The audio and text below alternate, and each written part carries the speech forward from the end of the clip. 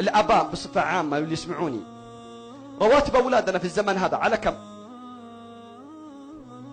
أعطوني المتوسط. 5000 منها وفيها. طيب صلوا على النبي. 5000 وال4000 وال6000 منها وفيها على هذا الزمان وعلى هذا الغلاء وعلى الأجارات الشقق اللي من 20 و25، على الذبايح اللي من 1400 و1500، على صلاة الزواج، على الأمور الغالية. يقدرون أولادنا يتزوجون؟ قولوا لي إيه ولا لا؟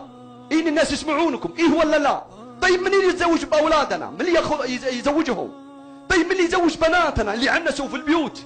ولا أنت يا أخ بس همك انك تزوجت وخليت اختك هي في رقبة ابوك؟ والاب يجيني قال والله يا اخي ما حد جاء دق بابي، ما حد دق بابك لاني ما عندي جراءة ادق بابك، لان ما في جيبي شيء، لانكم تطلبون 40,000 و50,000.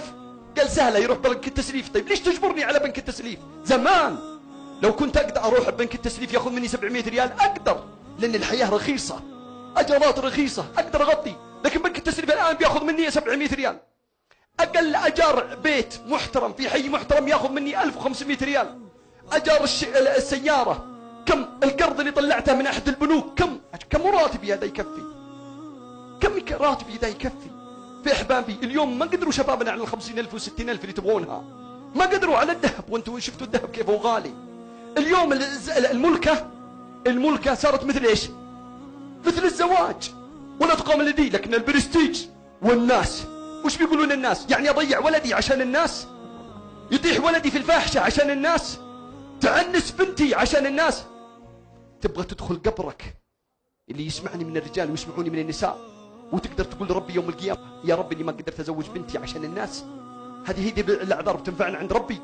بتقولوا والله جماعتنا المهور بينهم كذا واستحي منهم؟ والله ما تنفعنا هذا الاعذار عند الله. في الدنيا والله ما تنفعك، خل باقي تنفعك عند العرض على الله. لكن أقول لكم شيء ولا تزعلون مني، أقولها ولا تزعلون، وأنا في وجهي شايب إلين أطلع من هذا الملتقى. والله أكثر الرجال إلا ما رحم الله يشعر أنه ما هو من رأسه، إنه من رأس الحريم اللي في البيوت. هي اللي تشيخ وهي اللي تأخذ وهي اللي تعطي. وعلى قول بعض الشباب قال لي ولدي يقولون يجيبون من البساكيت، ما قدر يقول بيتي فور اللي بذاك الحساب.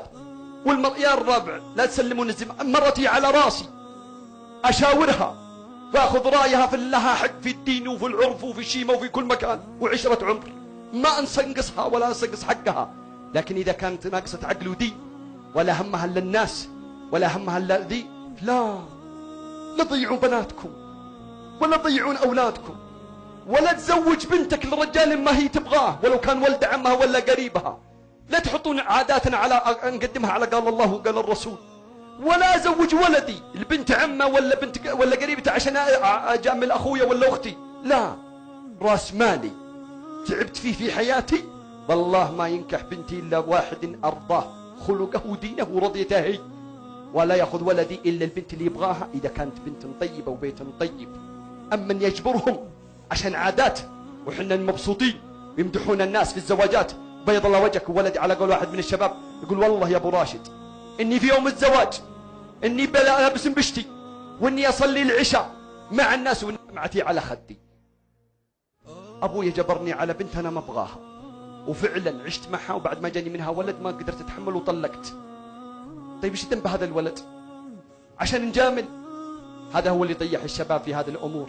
الشباب ما قدر يتزوج فانحرف، البنات عنسوا فضاعوا وراحوا في الشتات وفي غيره لما رحم الله، ووصلت ال40 و45 وباقي. والآباء ما حد يلتفت في أحد، كل همه نفسه وهمه الناس وإيش بيقولون الناس في الغالي. خلونا نوقف هذا النزيف.